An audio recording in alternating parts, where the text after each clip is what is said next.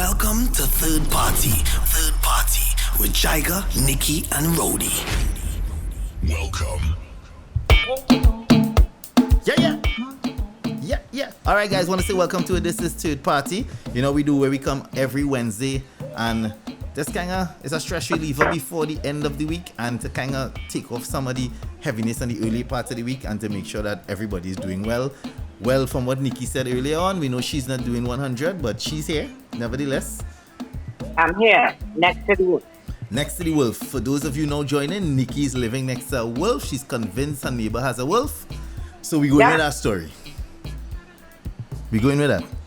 You want to start off, Nikki? You want to read the first one? What we talking about? How should we describe it? We're speaking about we use the entitlement. Word, but we use the word entitlement so much already. But for this particular but after one, this one, it's entitlement. All right. Or should you feel entitled?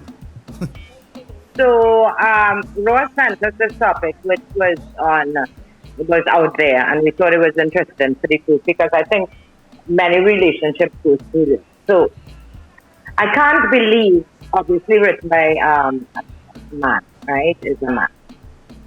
I can't believe my girlfriend really thinks that I'm going to marry her and we live happily ever after. As soon as I get a decent job, I'm going to leave her and start dating my type. If my girl could leave me for a guy who's well established and appreciates her more than me, I would gladly accept and never hold her hostage just because she's been with me through thick and thin. This entitlement over people's lives is the reason people resort to violent behavior. People need to understand that we're not entitled to be with them forever just because they were with us when we were broke. We each have our own preference, and that doesn't make me love my current girlfriend any less.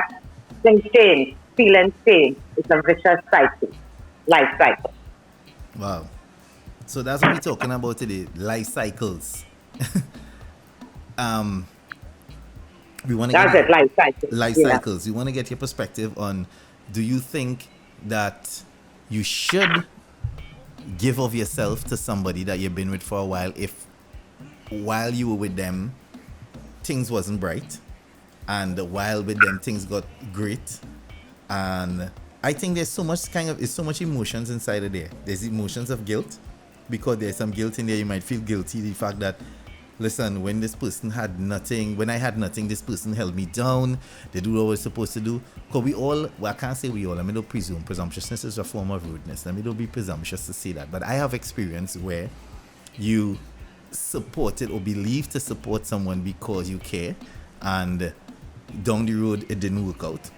For example, I've spoken about it before. If anybody listened to our shows that we did in the past, where I talk about, we make joke about it, when you help someone like with classes.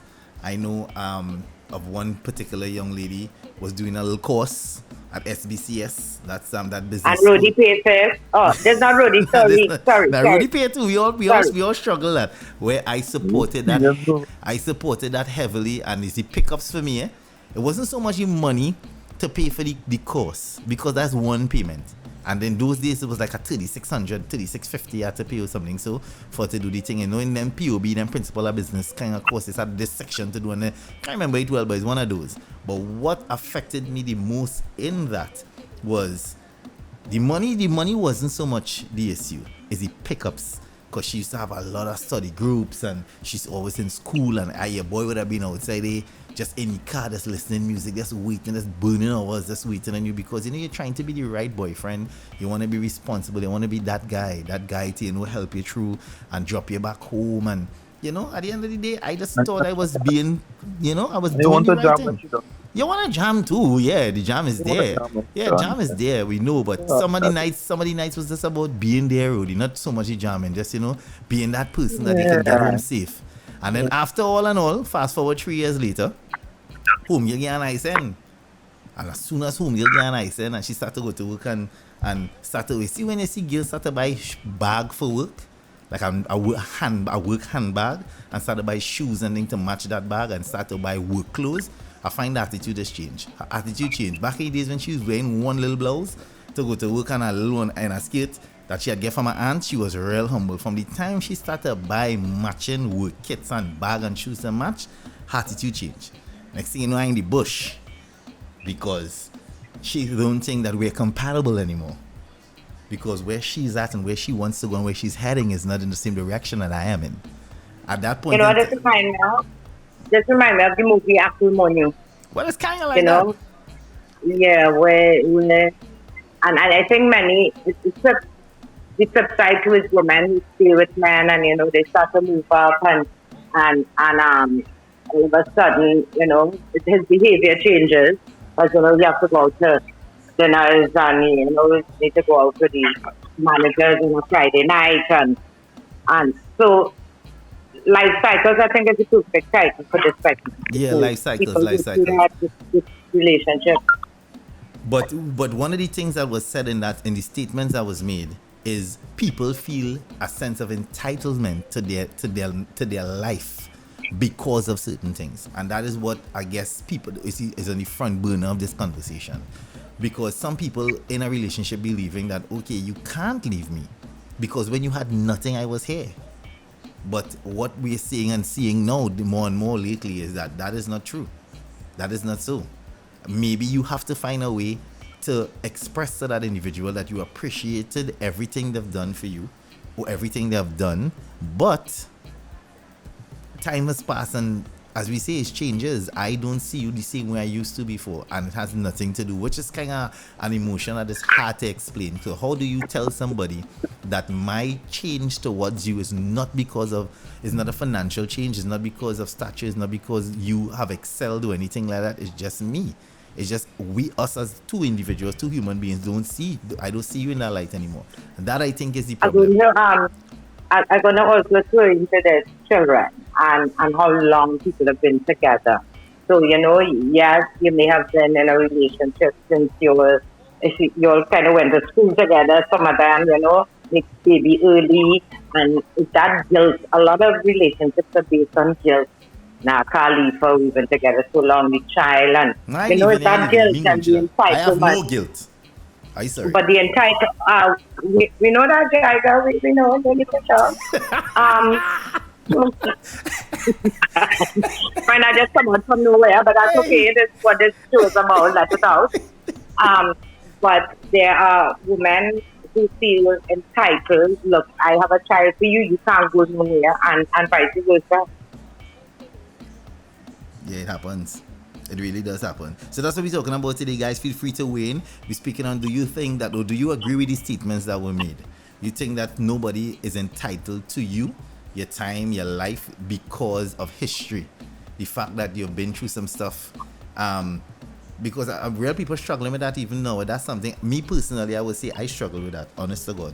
I've been in situations before where I felt as though I was treated wrongly because of all the work I put in, and it took me a while to understand and figure out that you have to allow people to do things for themselves. Sometimes people make decisions for them. You understand? All right.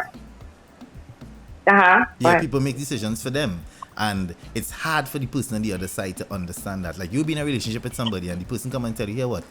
I don't think this is working anymore. I need to do some things for me, and I need to do things to make me happy." And you, on the other hand, will say, "But how? We good. We could do this together." And they say, "Nah, this journey that I want to go on is not a us journey, it's a me journey." And I think that is where the whole situation falls apart. This was back to plan China, right? So the guilt, there's guilt in so many different ways. So he have his place, I have my place. I didn't really agree with living man in my house kind of thing. And then all of a sudden, when he was staying, they were selling.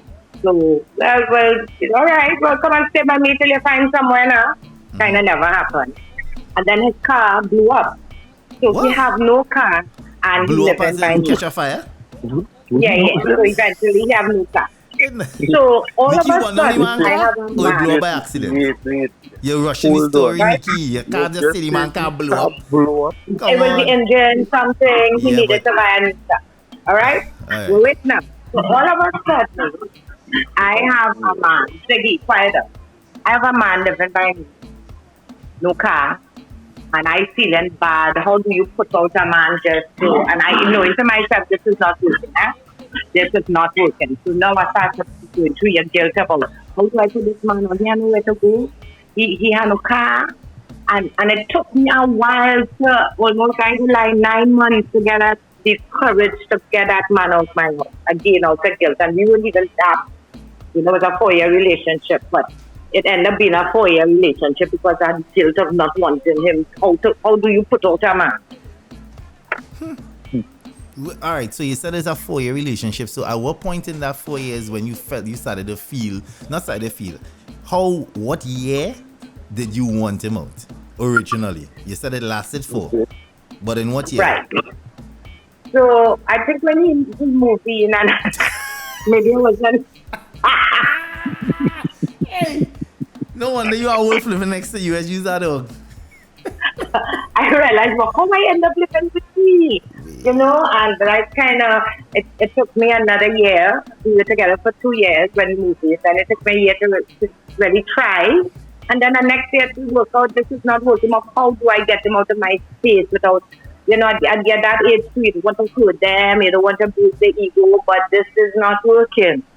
And again, he now, I guess, would feel entitled that we're together, everything's perfect, we live together, and the kind of entitlement to be together so long, how you want to mash this up. Yeah, and I think that is the conversation. When we speak all the time about getting comfortable, having uncomfortable conversations, that is one of the uncomfortable conversations that nobody wants to have.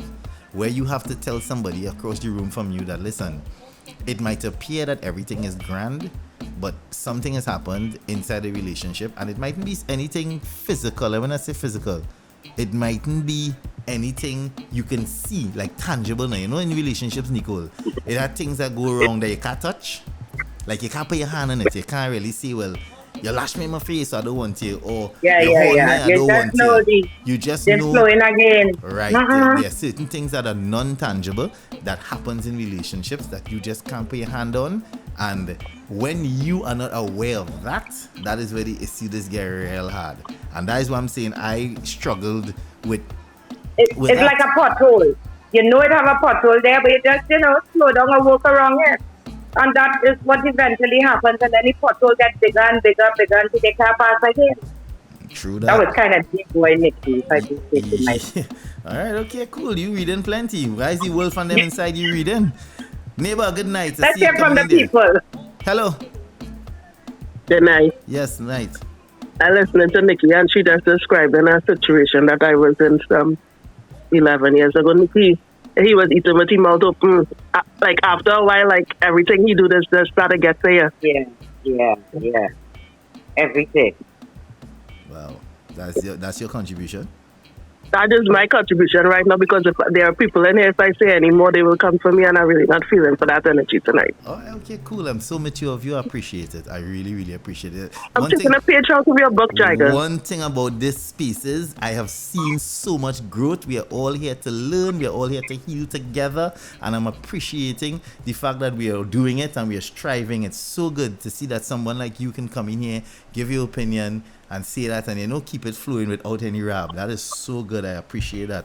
And guys, feel free to weigh in. I know, and let me say this though. This space is a non-judgmental space. We try to say that all the time. You can come in, you can speak your mind. Nobody's going to hold anything against you. And we try to be as vulnerable inside of here as possible so that you all can feel comfortable. Nikki is the queen of that. Anybody who's been in this space from the beginning knows that Nikki comes in here and speak on herself like I've never heard before anywhere else in the world. Nikki talks about herself so comfortably. I really take a lot of training from her, because some of the things she say, I don't have the courage to say about myself. So I really have to commend her every week on the fact that Nikki told us about boomsy scrapes on a dog fence while jamming. How personal is that? Not everybody speaks on things like that. So again, feel free. How can we forget? Feel free to come into this space and exhale. Let us know. Ro'dey, this is your opportunity to come in and share with the spacers your experience in feeling entitled after you purchased stuff for women and they just decided that it wasn't working out and you felt as though they can't leave you because you spend your bread. Well, I mean, I personally never had that feeling. Like, somebody supposed to remain with me because during the course of our relationship, there was a trade-off in terms of things that I may have assisted you with and things that you would probably have assisted me with. And you know me, I just go all out in relationships. I just been in a room and take care of me and thing and see about car, wait for you outside UV, help you pay SBCS courses and them kind of thing. But I've never felt that way in terms of me putting out and expecting you to remain with me. What I would expect is that the effort that we put into the relationship and that I may have put in, that you use it to better yourself. You understand? So if you end up with a man in a Navarra 9 months long, well, there's a Dubai. There's a Dubai. Hey, why do you man is on? Why do you man is on Navarra? I used to be spending my dust and then walking to the bushes after to go up a rima and jumping out to see a white Navarra pattern in front of you. She better in herself. What to tell you? Alright, brother, but I don't understand how it ended up on Navarra though. But I will honestly say though that I commend you and respect you for that level of maturity. Me personally, I was a struggle. I struggled a while to really gain that acceptance, to accept the fact that when you're in a relationship, it doesn't work that way. It took me a while. No, I ain't gonna lie. I'm not saying it doesn't. It don't hurt him. It definitely stings a little bit when you see that person that you're real check for, making moves and making strides and doing better, and they realize, listen, this shit ain't working out because I realize I flying past you. And majority of the times because we focus on personal goals, but not knowing that being in a relationship is also a skill set. And a lot of people have ignored the fact that you also need knowledge to have a functional relationship with somebody else. We always feel that we don't already know about. Yeah. I know how to function with a woman in a house, or I know how to function with a man being around me. When you're ready to take the time to learn that as well and get knowledge to help you with the relationship and for you also to really come together as a unit. So personal goals, I think people always put that ahead, not knowing that you also need assistance and knowledge for the actual relationship to blossom as well. So blossom. True that. I ain't saying that. Yeah, that's fact. But I'm just saying that I'm sure a lot of people inside of here, they're not saying anything, but I'm sure you have struggled with that in the past. As we said earlier, sometimes you just can't put your hand on it, and the other half of the relationship is seeing things or feeling things that they don't like and want out and trying to tell you, especially people lying on that self journey. You fully understand what I mean by that self journey. Over the years, people realize to themselves that, hey, this is what I want for me. And when somebody wants something for themselves, it's very hard for their partner to share that because they feel as though it feels selfish in the moment. And that is something that a lot of human beings need to be battling with. I too am a good example. I battled with that for a while. It took me a while to really mature and understand that people need that space too. You think? Because it feels selfish when you're in something with somebody and they just come out of the blue. Because it feels out of the blue because remember, you not the communication are there. The only way to protect that and protect yourself is by great communication. If you're in a relationship with somebody and you speak to them all the time, like what this topic is about today, one of the ways I feel to safeguard that situation is about being transparent about just about everything. So when somebody gets to the point where the course is looking to finish or they're looking like they're going to better themselves, you can know within that space if you are going to make it or you're not going to make it, and it's not going to have any bad will or ill will or bad feelings and feelings of hate and feelings of remorse and all them sort of things. You wouldn't get on emotions. It would just flow nice. So Jaiga, if I'm listening to you, what you're saying is you still have self goals and couple goals. Correct. Goals that you would want for yourself as in your self-improvement and goals as a couple. Yes, you would. But then when they don't align, that's when the problem arises. Correct. When it doesn't align. And that's the thing. One of the reasons, this is me, I remember, I ain't a trained, I am just speaking from my personal life experiences. I think one of the things that happens is if either one of the parties stop listening is when you encounter problems. Because sometimes you're in a relationship and you could be so excited about what you're doing or what's going on in your life. And somebody believes that in order to be supportive, they just listen to all your excitement. And when you're going ranting on and on and on about all you're doing, everything you're doing, on and on, and you're not leaving a space for them to express. Yeah, and you're not leaving a space for them to express themselves. It comes in a place where at some point they might just get tired and be like, yeah, what? I'm tired of this. That's good. I want to do something for me. And you're like, but I thought all the time you listened to me and I thought we good and da-da-da-da-da. It's because you didn't stop and listen. You felt as though that all they had to do was listen to you, but you never stop and give them a chance to speak for you to listen. So that's when it got one-sided. And that's where issues could start as well. You dig? But these things, I think, fix and work itself out in time, and people need to just be observant about these things. You have to also, it's about just self-perception. You have to actually look at yourself all the time and listen and watch and try and, you said this old saying, do unto others like you like them do unto you. We always take that for granted, but that's one of the greatest teachings ever. That particular teachings is one of the greatest teachings ever. You really need to try and function in that space. What I got real cool for, because I have a ex who's a police officer now. I have an ex who is a doctor now. Mm-hmm. Right? After purchasing pixel bucket in tongue and getting everything on your list there, so you to go in and train, and after buying all them grades and after you CDs and things, if I call you after we done, and you can give me you can organize a certificate of good character for me, I will post. Right? I will post. If I call you and I in accident or emergency and you can't take me away, I will real post. Yeah, I think the cool's for, and I understand you and I feel you there. I honestly feel you there, Rudy. That way saying they make real sense. Because at the end of the day, come on, we've been I help you when you was coming up, when you was doing your do. I was there with you.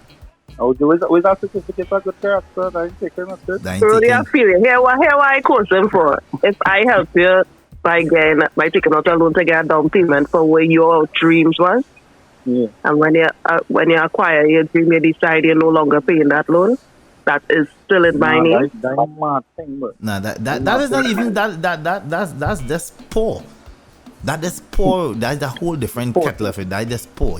Regardless of what, you have to remember, especially when you know to yourself that the loan was taken out for you to get what you needed to get in school, and you acquired it and you just decide you're going to stop. Nah, I telling you, that one I'm fighting it. That one is called cousin and thing. I telling you, call all your cousin and them from them diamonds cousin, them. It was a maxi, Jaiga. It was a maxi. Yeah, well, I tell you, that bun down that bus. I was bunning it down. If I pay for it, I bunning it down. I being honest. You see, that one day I ain't doing. I know about that. You see, and what Rudy say hit me hard because I really, really believe in it. I don't know. That's just a personal thing. If I was supportive as like me, there are people who can call on me from my past with what I do now and be like, hey, and I've done it. One of the times I was very uncomfortable. I'll give the story. I was very uncomfortable where an ex of mine of many moons ago, called and say, listen, they're getting married and I was so happy for them. I say, alright, cool. She said, but listen, my husband real love your energy, real love your vibe. But I tell him we used to be at a small thing back in the park, but he real like energy. How you coming and surprise him in the wedding thing. And everybody who know me know I don't do wedding. That's something I don't do at all. I say, alright, I'll pass you and bless the thing. Your boy gone. All you know how weddings is go, the traditional ones where you do the cutting of the cake, you do the cake cutting, you do this, you do that, and you do all of those things. And it have the couples dance, and then they open the floor where the bride and the groom just walk around the reception hall thanking people for coming in and But me what kind of gas will she drink? When it reached the thing and she walking around, I quiet in my corner by myself. Thing she comes, say, hey, thank you so much for coming, and whisper in my ears. You see, if she wasn't so, this could have been me and you. I find that was off. That was real off. I feel sick. I wanted to go. Find she should not do more. I know that's not my friend. Different about you, an ex check giving you a tweet like, what the hell? What's that? I know that's not my friend, so I'll go hush. Oh no! It's definitely not your friend. Definitely not your friend at all. You understand? But I'm saying things that happen. So me, I will give up my service. That's what I'm saying. So what Rudy saying is correct. If I know along the way you think, I'll give him a services. Like back in the days when we used to DJ, we had little girlfriends who used to give a little drop on thing with we create a record back in my radioactive days. So when time come, many moons after that, if they see me, boy, then come on, all you get big now, now come and bless the thing for him, and I would do a little party for you. I remember the days when they used to drop me with my crate and thing with my little record bag. So I'll get you a blind. You understand? You hear me? Yeah, hearing you. All right, my mic's giving trouble. I'm trying to mute it without speaking on it on. In case I come out, just let me back. What kind of device are you using? Tongue in cheek, good night. No tablet. Good night to everybody. Tongue in cheek. Good night to everybody. And Nikki, glad to see that you survived the wolf attack.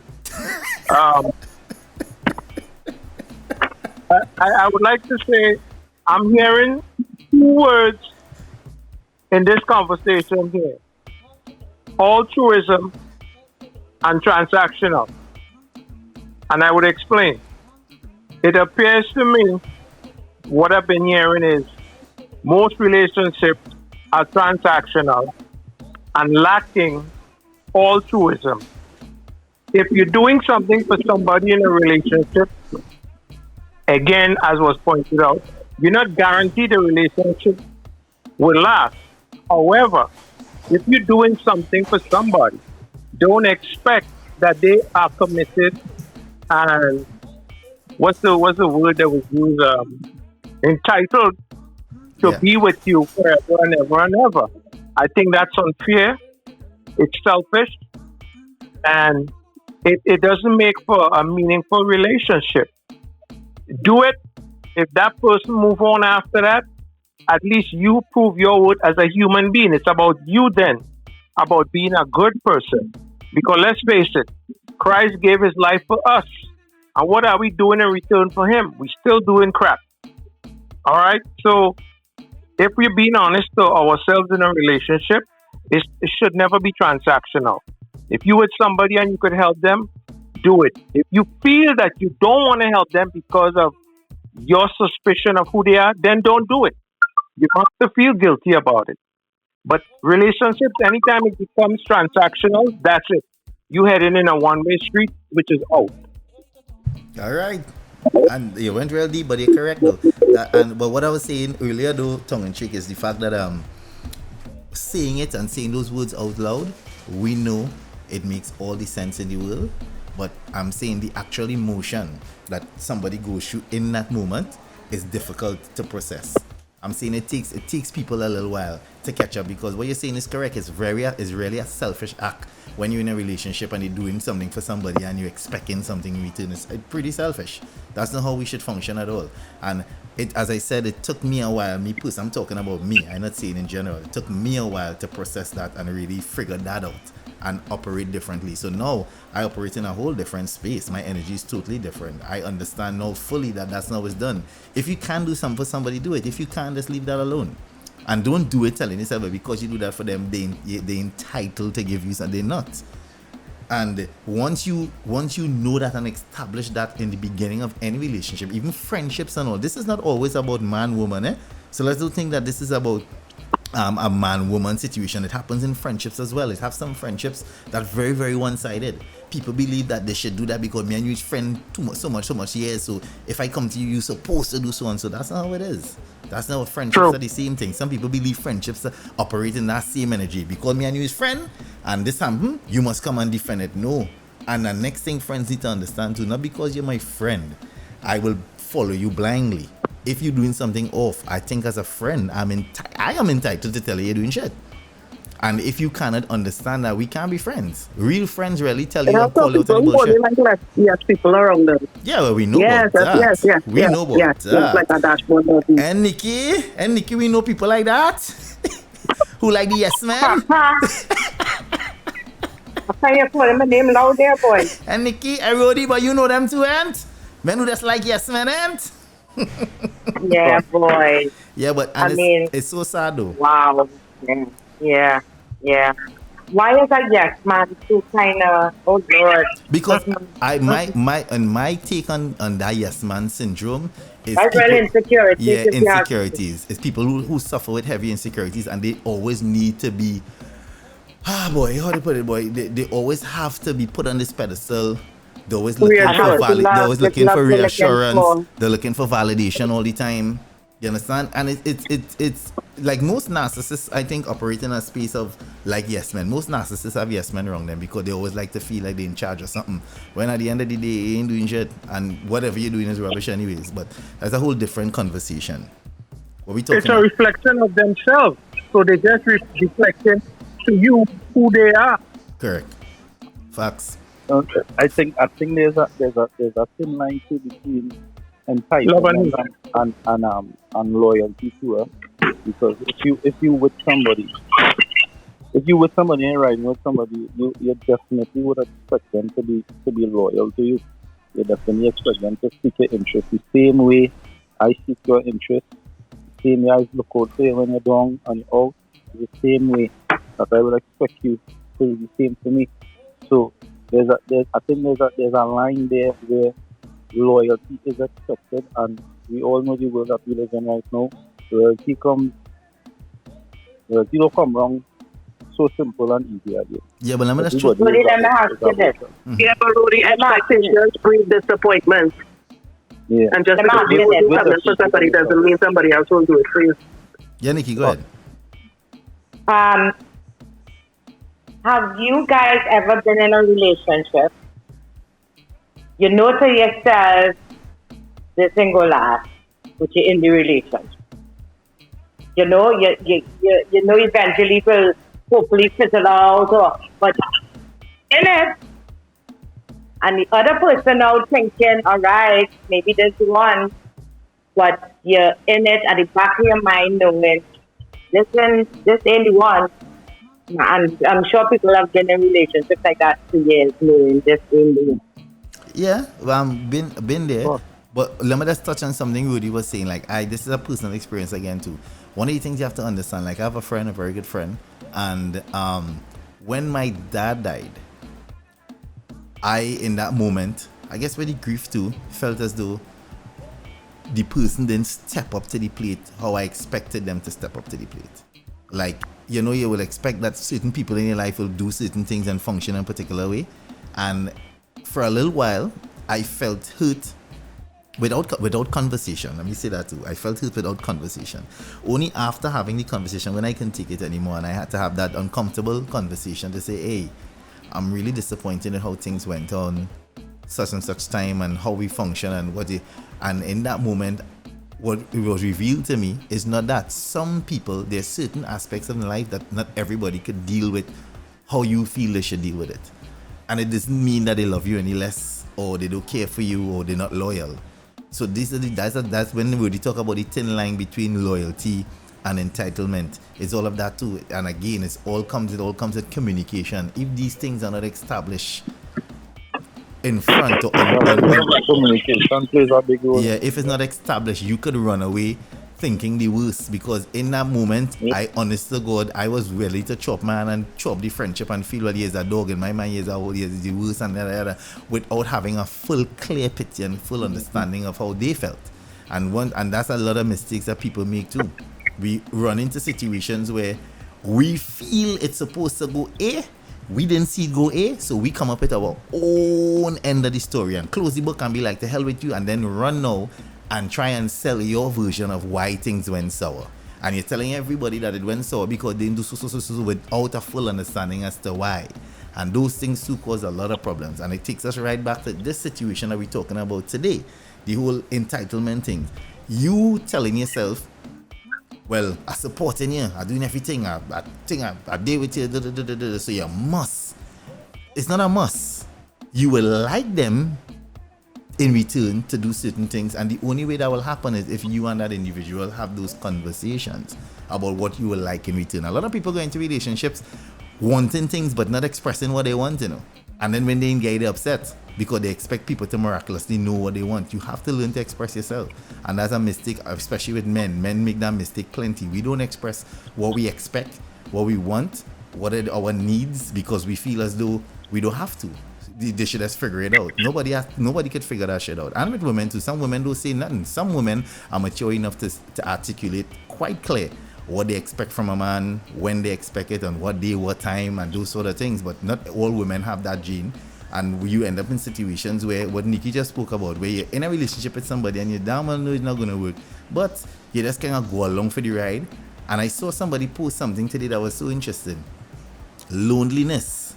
Until you can honestly be good with yourself, like honestly be comfortable with yourself, that's the only way you'll get a good relationship. Because sometimes we get into relationships not because we want to, it's because we just fed up of being alone. So loneliness kind of takes you down on the road of being with somebody for the wrong reasons. And if that in itself can work out. Can I just stick in a fun fact? Huh? That I'm gonna practice so long. What? I read that can I stick in a fact? Mm-hmm. I read that lonely people shower longer because they miss that warm touch. So they stay in their showers longer and take hotter showers. Oh, serious? Okay. Mm-hmm. Makes sense, right? Next time I go by a little friend, I'll see how long she be then. I'm going to say, ain't going to wash up. Let me time it. Let me see. She running quick and run back out. Yeah, I know she ain't lonely at all. So, Nikki, Oh, how does that apply to people who being in a bucket? yeah, but you're an asshole. How does that apply to people being in a bucket? You shivered bad? No, but that people, I still being in a bucket, so I just they dip longer. What do you want me to say? The water is going to be, that bucket will be hot. I feel good nice. That bucket is going to be a hot. Good night, sweetheart. How are you? Everything is nice. What's going on? Welcome. All right. So, thanks for having me. So, like you were saying, you can't expect you from people. Right. Good? So, your expectations, like, I constantly tell my mother this. Everybody she meets, that's my friend, that's my friend, that's my friend. No, that's not your friend. Allow them to prove themselves to you. That is not your friend. And even in friendships, we go into a friendship and we don't say, well, hey, we expect so and so from you, or this is what I think my role model of a friend should be. Hey, shout out to my girl J Bless. Yeah, go ahead, Avril. Sorry. And we get into it, and then we get into a situation, and we see the true colors of the individual, and we realize, and then you want to jump up and say, that is not your friend. No, that is your friend, but your expectations are for what you would have done. Good? Hey, your parent passed away. I, being Avril, would have come, would have supported you, would have find out what it is you need, if I could help you financially, how I could help you emotionally. You understand? You have somebody to hug you up, you have somebody to talk to you need somebody to stand with you while they read the eulogy. You need to explain what it is you need in any form of a relationship. Facts. Communication. Facts. Communication is the foundation to anything. Because without that, what you're going to end up with is speculation, and then you're unhappy because there's no what it is I expected, and you would think that, okay, fine. I mean, so with this situation, everybody thinks that they're going to be in the relationship. Once they're in a relationship, they look at it for longevity. We on the wee road. And if you could blame the man because he didn't say, well, hey, you're not really my thing. But you can't go into a relationship and tell like, well, you're not really my choice, and I just using you for now until. That off. You ain't gonna get that off. You can't do that. You ain't gonna get through with nothing. That off. But what we talking about too, how we explain it is the entitlement part of it now. He just use harsh words, but it's basically us trying to normalize the fact that you're not entitled to nobody. No, I could in the morning I could wake up and decide you don't want none of these people and them that are giving jam too good. I go into church and settle down, good, and look to cook for people and pray and learn hymns and find a man of God, right? Good, and leave my dirty ways behind. True that. All them boys and them who thought that they had it locked, right? They get the bye-bye. Right. Bye. And you entitled to that. And that's what we say. I'm entitled to that. Correct. And any one of them is entitled to say in the morning, I will hear what? I find somebody that I'm comfortable with. I no longer going to be dependent on this chocolate. However, it worked.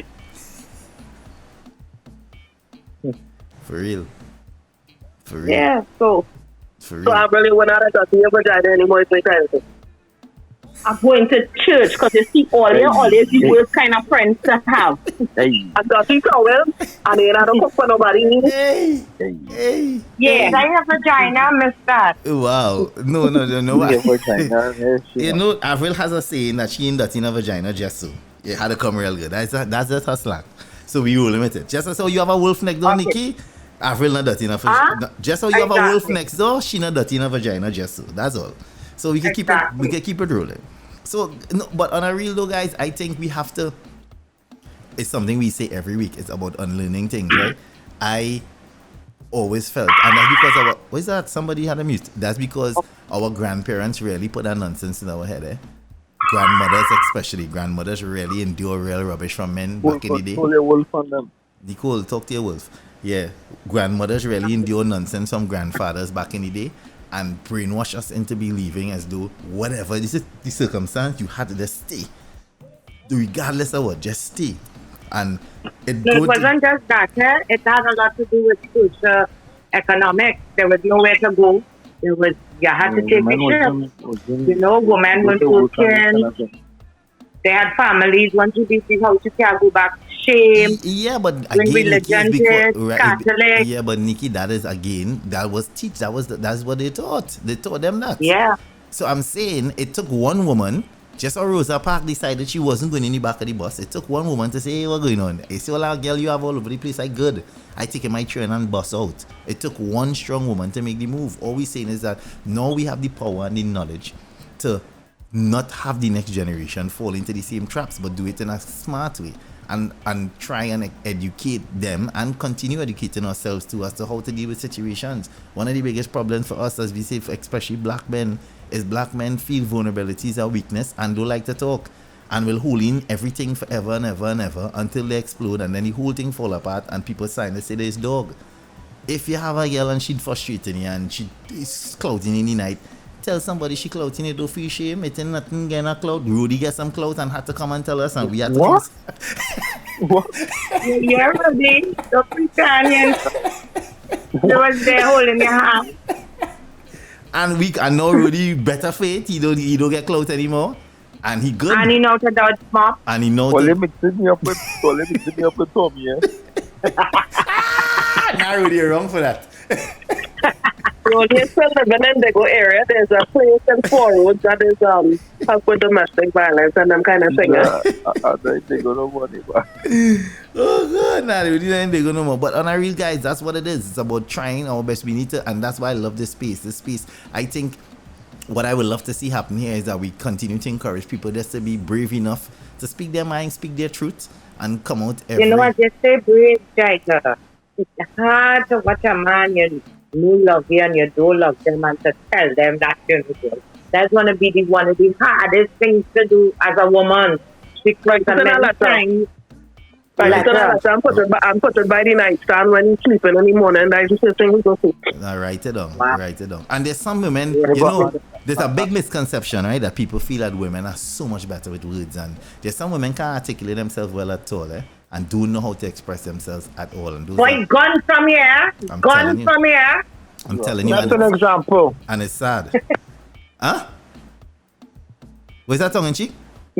Nikki said, gone from here. So that's an example. yeah. Exactly. Like the example right there. You understand? So no, but one neighbor said it's good advice for any woman and man if you're having difficulties in seeing something that's going to be hard or going to hurt somebody. I think one of the best ways to do it is write it down, read it over a couple of times before you actually send it. Just to express it, because that truth will, when they say truth will set you free, those truths will really set you free. It will hurt for a while. Trust me, the sting any moment, but eventually you'll realize. And you have to, you know, you say practice what you preach, which is the next hard thing to do too. Practicing what you preach is very, very hard. Something I used to do all the time and take for granted, tell everybody, oh God, you still studying that or that now? You still like, you know, you have a brethren who going through at a banker. The first thing we tell them, Dan, you still studying she, oh God, love she now. You have to remember, you have to give people their own time to process and heal. We have a way we love to rush people, but when you in your jam, you don't want nobody rush you. And that's something. After 10 years, boy, we in the middle of a fest on each other, you see? Nah, boy. That maybe he smells something, you know. Nah, you never could tell. I remember that happened to me in Toronto. Never do so. That happened to me in Toronto. I'm in the middle of a dance and Bashi, Loud and Bashi and Marcus had to come to see if I going on there. The swear I was going on there because I see somebody from yesteryear and I get cold in the party. You know, it's on stage and they're doing something and you freeze. Like no words can come to your mouth. You be crowd watching it like, man, you kind of stroke or? Yeah. No stroke, nah. It's because I see somebody who I thought I'd never see again in life. See them jamming in the dance time, man. Is that a case of severe toting? Huh? We've all been there, Jaiga. Is that a case of severe toting? No, I wasn't toting. It had nothing like that. It was not toting emotion. It was just a case of shock because at the time, unbeknownst to me, I had unresolved issues about that time of my life, and then seeing her, it just triggered it in that moment. And it was triggered. It had nothing to do with her. It had nothing to do with the guy. It was just triggered with the actual face-to-face. All years later, it was like movie shit, real talk. I just see the person. It was like, damn. And in that moment, I realized, yeah. So it was a healing moment for me. And in that moment, after that situation, plenty things I didn't know came out after that, and I was able to move on with a certain aspect of my life, all because of that instant of seeing that person. It didn't last long, it lasted 2 minutes or so much, and it felt at the time that it felt like that was your closure. Yeah, that's what it was. It was closure. It was me trying to, and we spoke and everything, and years after that, we spoke again to get the original and the real essence to what was going on, and it was a learning moment. I try to tell everybody, as much, and this is something I've been practicing regularly now in the past, there's 3-4 years. Every experience you go through in life, you have to ask yourself where you can learn from it. Be it good, bad, especially bad ones. If something real shitty happened to you in that moment, ask yourself, yo, what I can learn from this piece of shit that just went on here. When you can get that. And Jaiga, you did that with your eyes open, right? You didn't have to close your eyes. What do you mean? Close your eyes. Tell me what you see. Oh no, it wasn't her. You didn't have to close your eyes. Yeah, I didn't have to close my eyes. Get a shit now. So you was performing and you was come take a little jam on it. Nah, it wasn't so that long. There wasn't jam on inside it. Pause. Yeah. Pause for 2 minutes on the stage and the promoter I run you up. Well, I telling Bashi and Marky was there. They butter up, them buff it up, they buffer it. And I wasn't really performing. It was more like a stage show kind of DJ vibe. Now it was we doing me thing, you know, you're balling behind tune and I singing some tune in between. It's that kind of energy. It was one of those. It was like me performing. If Charles had to perform up there, you know, he wasn't getting up in minutes. He would have run you up. Hey, you going on a different road now. It had no Charlie. It had no user MSS. I shall stay out of that. It had no Charlie. But I'm just giving the story to say that it happens anytime in your life, at any time at all, something can happen. And in those moments, you just have to try and find the learning experience inside it. That's all. And I think when I got that advice, I think it was the best advice ever. And since then, I've been trying to do that. Whatever happens, whether good or bad, I try to see what I could have learned from it. And let's move on. Let's move forward. So that too will help when you're thinking that you're entitled to something. If somebody come and say, yo, bro, this ain't making sense, you have to figure out why. And just be grateful for them. Be grateful for the fact that they did it. And they didn't string you along. Be grateful for the fact that they're trying to find themselves and be a better human being. And they support them as a human being. Just be like, yo, all the best and whatever, and keep pushing forward. You know, it's some exile doesn't want to bounce up. I went long to Ram all day. No, it has some X you want to bounce. Oh, sorry. You meant, sorry. Calm down, Nico. Calm down. He said bounce up, not bounce. No way. Right. I went long to Ram all day before yesterday and see an ex of mine. Elijah asked him to lift you up all the time. I said, no, walk me through it. When I see the ex, she get lift up one time.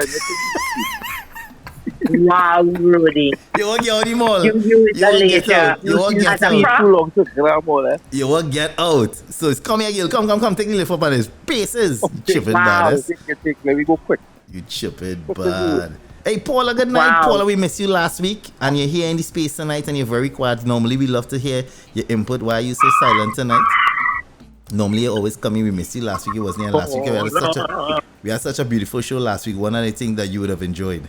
Your type of show, your type of conversation. So I want to say good night to Paula. Shout out to all any newcomers in the space. Remember, if you're shy to speak in the space, you can send a voice note. We play them in real time to get your voice in. I'm seeing that and I didn't check it. Let me check now. I'm seeing some here. No, I'm not seeing voice notes. And guys, if you send a message, I ain't reading it. All right. I'm seeing Lily and Kevin. I just see Kevin popping. I'm not all the messages in the group is Nikki say wolf. They're only talking about the wolf. For those of you just joining in, Nikki started the show by saying she lives next to a wolf or somebody who own a wolf, a werewolf and 3 dogs. It's a black, tall, big wolf. You could ride it? Yeah. Yeah. Paula, that should be legal. I'm going to find out tomorrow if the wolves are allowed in Florida. I think it's illegal. Paula, good night. Paula is in. Hello? Jaiga, sorry. Yes. Good night, everyone. Nikki Ro'dey. Night. Kevin.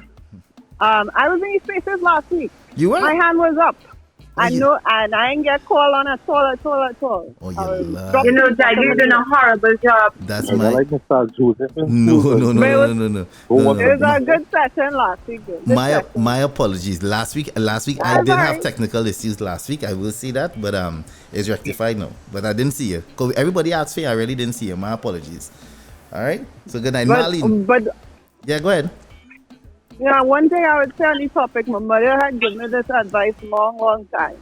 And she say, don't pay nothing for no man that you're not married to. Damn. She say they don't appreciate it. And likely... That's the same thing as don't buy the car if you could get in the free, no? Not. It's more about... She believes, this was her belief, that man had to work for their own thing. They appreciate it more. When it is delivered to them on a silver platter, they give it away, they don't treat it right, they don't have the respect for it. And that has always stuck with me. And I've actually seen it, not necessarily in my life, but in other people's life, where you bend over backwards to give to this person and they treat you like crap. Yeah. So... Yeah, I've seen that, but I think there's a flip side to that too, Paula. There are some men who suffer the fate of hearing things like that all the time and hearing women say that to their grandmothers, say things like that, the aunts, the mothers, the sisters, and operate in that space and live so, not selfish, but so closed in, where it could be a turn-off, and I learned that late, where you don't want to accept anything from anybody because you feel as a man you're supposed to do everything and do everything on your own and nobody. And some women, especially new age women, take offense when you operate in that space because they then say things like when Nikki say, if we're on the road, it should be a case of we helping each other. When you stand, when it becomes one-sided that way, and then resentment is coming, this filtering. That's my take. I understand what your mom's saying.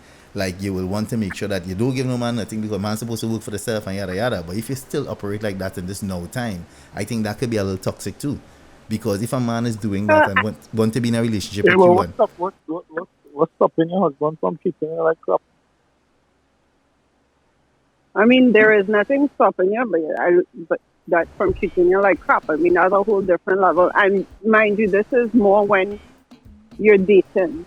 This is not necessarily if you're married or in that committed relationship where you know the person and that sort of thing. This is more in the beginning. And that's the next thing too. But that's a whole next topic. I don't want to start that now, but it's about, you see that word commitment. I had a conversation with somebody recently about that. Like, when do you say this is a committed relationship?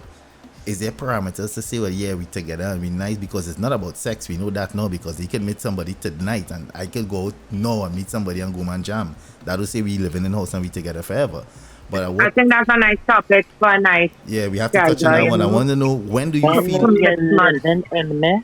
That is committed. What's that? You're living in me. When you're living in me, I like that. No. I sure to listen to Ember. I sure to listen to Imbert now and pay my property tax living in you. Isn't that The next week's topic is property tax. Oh my God. Yo, how that What a drop way in? to end the show. Oh, yeah. No. How can we tell that? It's time to wrap up. Now, Jaiga, before we go, we don't have no recap tonight, but ladies, when last all you listen to our song and you feel to touch up yourself or watch yourself in the mirror and just bubble, I want to advise all the ladies to go and listen, look for a song is on the press play rhythm, something named Lights. And for those who were hearing something in the start of the show, and I know a lot of ladies was like, yeah, boy, this catchy. Since we don't have no recap, Jaiga, I think we could leave with that instrumental we start with. No problem. The name of the rhythm, ladies and guys here, is the press play rhythm, and go and look at. Make Nice sure one, Bunny. Nice one. Lights. No. Thank you, Bunny. Yeah, Bunny, I'm going to send Thank you, you Bunny. a thing. I'm going to send you a thing for sure, my brother. You When must we're get ready, something. I'm hiring Bunny. You must get We something. go leave with that. All right, cool. Yeah, we go leave with that because we don't have the recap tonight. You know, I hope Love Lily you, doing she Bunny. thing and she's safe. Respect, man. Yeah. Marlene, let me hear before we leave. No, I just wanted to touch on what Rudy said, to have some ex you don't want to see ever. And like Nikki say, you don't want to bunks, but I mean bunks them up. Right. I hear that. That's all. That's cool. No problem. Guys, appreciate it We so love much. you all. Love you all. We love you all. Yeah, so we in the mix have something very, very that has been itching me for the longest to speak on. But buy some it, cream. Nikki and Ro'dey and some people in the Oh, but spaces. it's already. Some people in spaces know You about need it. to get prescription. Well, One mine wolf, this one mine crab. but I'm not gonna mention it. But by next spaces, guaranteed next week Wednesday, you'll by then you will see something that's happened and something that I was working on that I'm really proud of, and we'll talk about it more next week. Nice. But until then, we say, much love. As Bunny still, I'm gonna give her a little rhythm before we leave. Nice. I can't wait.